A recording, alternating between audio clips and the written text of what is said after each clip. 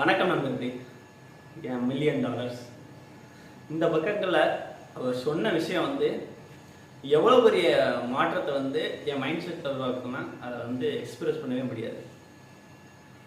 இது என்னன்னா, ஆத்தர் சொல்லியிருக்காரு, ஒருத்தர் ஒரு $1 மில்லியன் எனக்கு வேணும் அப்படின்னு இருக்காரு. அது யோசிச்சுட்டே இருந்திருக்காரு. அதுக்கப்புறம் அவருக்கு இந்த கொஸ்டின் வந்திருக்கு, இந்த $1 மில்லியன் வந்தா நீ என்ன பண்ணுவ அப்படின்னு சொல்லிட்டு அவர்கிட்ட அந்த கொஸ்டினை கேட்டிருக்காரு. அதுக்கு அவர் கொடுத்த ஆன்சர், இந்த $1 மில்லியன் வந்துச்சுன்னா நான் ஒரு பெரிய இன்ஸ்டியூட்டை நான் எப்படி ப்ராக்டிக்கலாக இந்த மெடிக்கலை சொல்லி கொடுக்கணும், அது மாதிரி ஒரு பெரிய இன்ஸ்டியூட்டை நான் பில்ட் பண்ணுவேன். அது மாதிரி ஒரு பயங்கரமான இந்த ப்ராக்டிக்கல் நாலேஜோடு இருக்க ஒரு கம்யூனிட்டியை பில்ட் பண்ணுவேன் அப்படின்னு இருக்காரு. ஸோ இது ஓடிட்டே இருந்திருக்கு.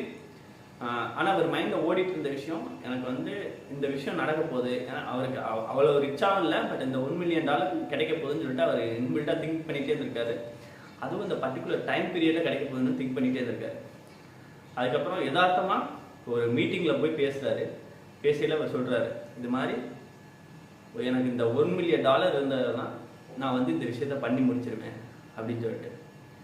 அப்போ இவர் பேசின அந்த ஸ்பீச் பேசிட்டு இருந்த அந்த க்ரௌட்லேருந்து ஒருத்தர் எந்திரிச்சு, நாளைக்கு என்னோட ஆஃபீஸில் பாருங்க அப்படின்னு இருக்காரு. இவர் போய் அந்த ஆஃபீஸ் போயிருக்காரு. வேறு ஒன்றும் இல்லை, உங்கள் ஐடியா எனக்கு பிடிச்சிருக்கு, நாங்கள் $1 மில்லியன் நீங்கள் உங்கள் ப்ராஜெக்ட் ஸ்டார்ட் பண்ணுன்னு சொல்லிட்டு கையில் கொடுத்துட்டாரு.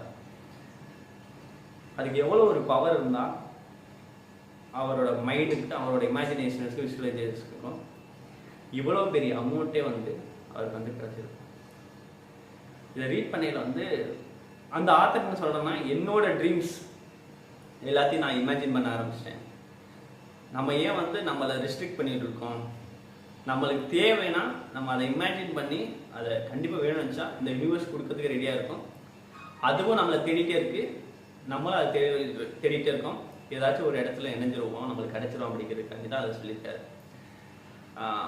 எனக்கெல்லாம் நிறைய ட்ரீம் இருக்கும். ஸோ நான் ஒரு 10 லட்சம் ஸ்டூடெண்ட்ஸ் ஆகிட்டையும் நான் இம்பேக்ட் பண்ணணும், அவங்களுக்கு எனக்கு தெரிஞ்ச விஷயங்களை சொல்லிக் கொடுக்கணும் அப்படின்னு சொல்லிட்டு.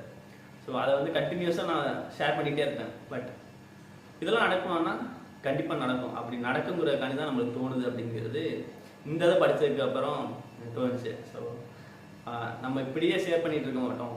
என்னைக்காச்சும் ஒரு நாள் நம்மளும் ஒரு இன்ஸ்டியூட்டோ இல்லை ஒரு ஆர்கனைசேஷனை பில்ட் பண்ணி நம்ம சொல்லிக் கொடுப்போம். அப்போ கண்டிப்பாக இந்த நம்பரை அடைவோம்.